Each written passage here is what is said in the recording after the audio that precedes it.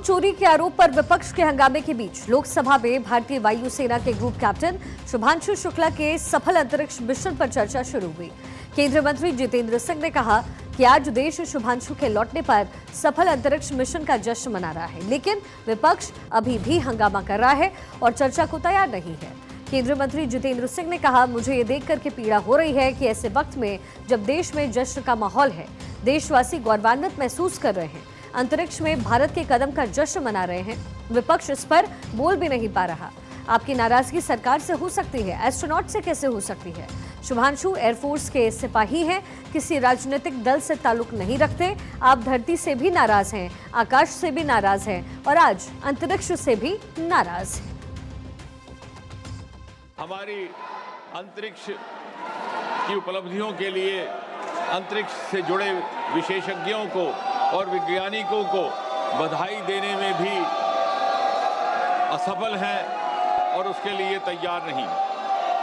आपकी नाराजगी सरकार के साथ हो सकती है, आपकी नाराजगी भारतीय जनता पार्टी और एनडीए के साथ हो सकती है, परंतु हैरत है आपकी नाराजगी एक अंतरिक्ष यात्री, एक गगन यात्री के साथ भी हो सकती है।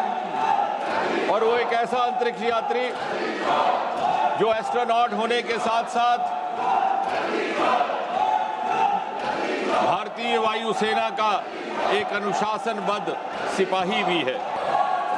लेकिन ये अजीब मंजर है अध्यक्ष जी, आप धरती से भी नाराज हैं, आप आकाश से भी नाराज हैं और आज आप अंतरिक्ष से भी नाराज दिखते हैं। केंद्रीय मंत्री जितेंद्र सिंह ने कहा, एक डॉक्टर होने के नाते ये मनोस्थिति समझ सकता हूं। ये नाराजगी तब होती है जब आदमी हताश होता है। ये नाराजगी किसी से नहीं, अपने आप से होती है। विपक्ष खुद से हताश है। विपक्ष समेत सभी से अपील करूंगा कि अंतरिक्ष यात्रियों के लिए तो चर्चा आप कर लें।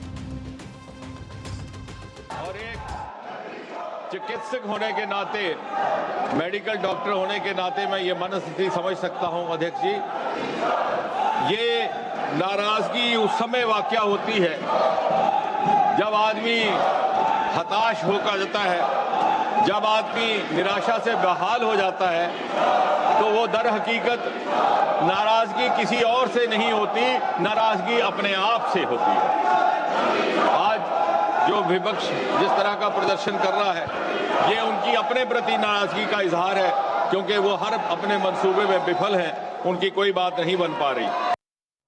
वही ऑपरेशन सिंदूर के दौरान स्पेस टेक्नोलॉजी ने अहम भूमिका निभाई। ये टेक्नोलॉजी पिछले 10 साल में विकसित हुई है जब मोदी सरकार सत्ता में आई। सवाल ये है कि हमारे स्पेस विभाग ने 60 से 70 साल तक खुद को क्यों अलग रखा और इतनी धीमी रफ्तार से क्यों काम किया? इस सवाल का जवाब मिलेगा तो समझ आएगा कि 26 मई 2014 जिस दिन मोदी जी ने प्रधानमंत्री पद संभाला, उसी दिन से अंतरिक्ष यात्रा का नया अध्याय शुरू हुआ और इसमें गति और मजबूती आई, ऐसा जितेंद्र सिंह ने कहा। सिंदूर के दौरान भी अंतरिक्ष विभाग और स्पेस टेक्नोलॉजी की जो भूमिका रही है,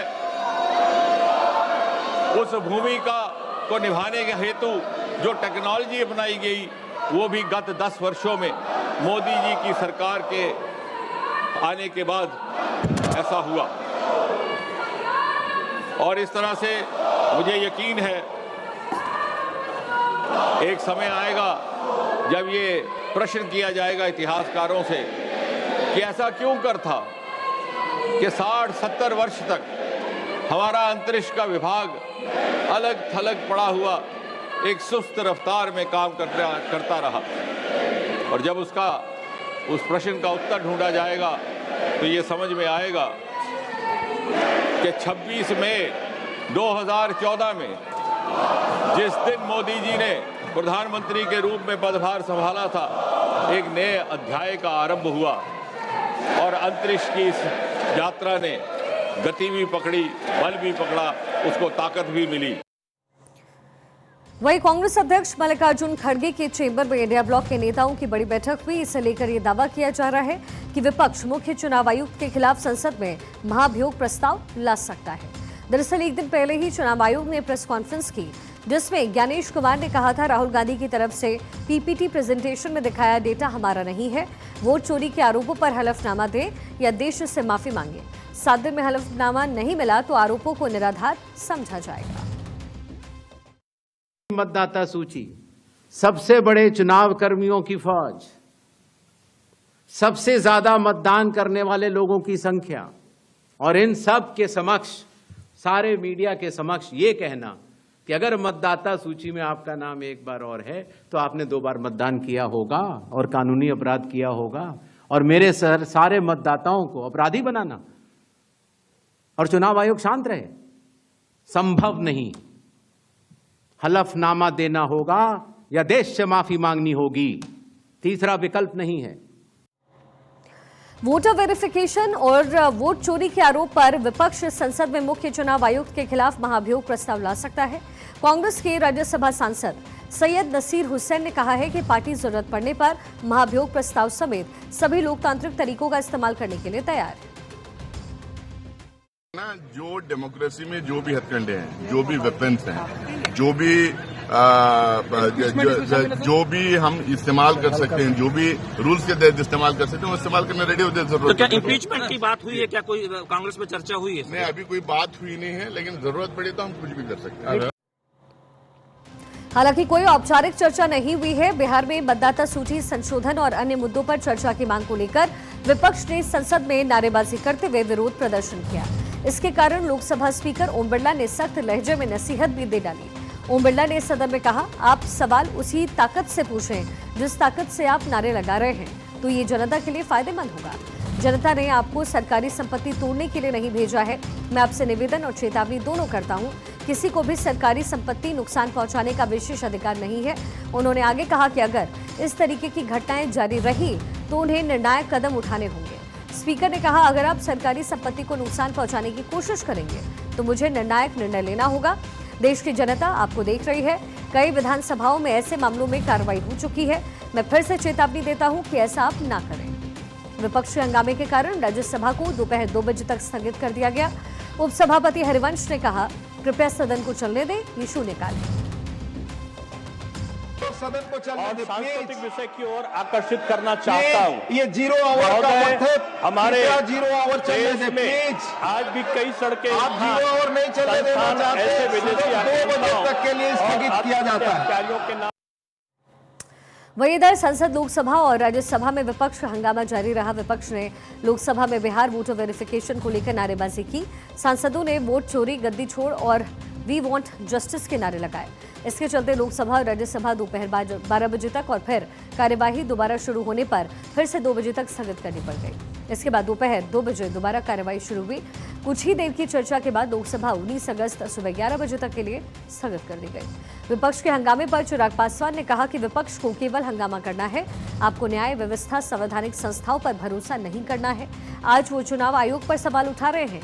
ये वही चुनाव आयोग है जिसके नेतृत्व में चुनाव हुए और कांग्रेस लंबे समय तक केंद्र और राज्यों में सत्ता में रही।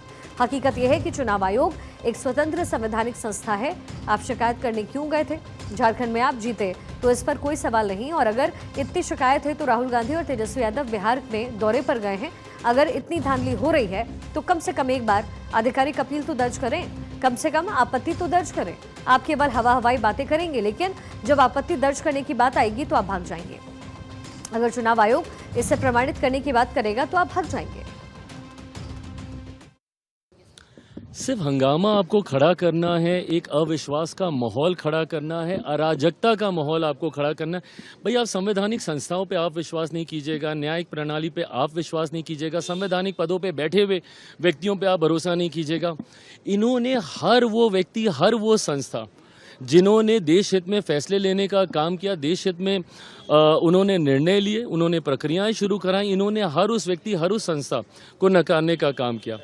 आज चुनाव आयोग के ऊपर आप सवाल खड़े कर रहे हैं। ये वही चुनाव आयोग है जिनके नेतृत्व में चुनाव हुए हैं और कांग्रेस लंबे समय तक सत्ता में रही है, केंद्र में हो, राज्यों में हो। और अगर इतनी ही शिकायत है, बिहार में यात्रा पे निकले हैं ये दोनों लोग, अगर ये 2 लोग, अगर इतनी ही चिंता है और अगर इतनी ही धांधली हुई है और अगर आपके पास इतने ही पावर पॉइंट प्रेजेंटेशन जो आप कर रहे हैं, तो एक बार एक ऑफिशियल एक अपील तो डालिए, वहाँ पे आपत्ति तो दर्ज कराइए। आप सिर्फ हंगामा करेंगे, बट जब आपत्ति दर्ज कराने की बात आएगी तो आप भाग जाएंगे। वहीं हंगामे के बीच लोकसभा में पीयूष गोयल ने जन विश्वास संशोधन विधेयक 2025 पेश किया। जन विश्वास संशोधन विधेयक अगले सत्र के पहले दिन तक रिपोर्ट सौंपने के लिए लोकसभा की चयन समिति को भेजा गया है। इसके जरिए 350 से ज्यादा प्रावधानों में बदलाव होगा। इससे भरोसे पर आधारित गवर्नेंस को बढ़ावा मिलेगा और ईज ऑफ डूइंग बिजनेस को मजबूती मिलेगी। Dharmendra Pradhan Indian institute of management संशोधन बिल 2025 पेश उनकी तरफ से किया गया है।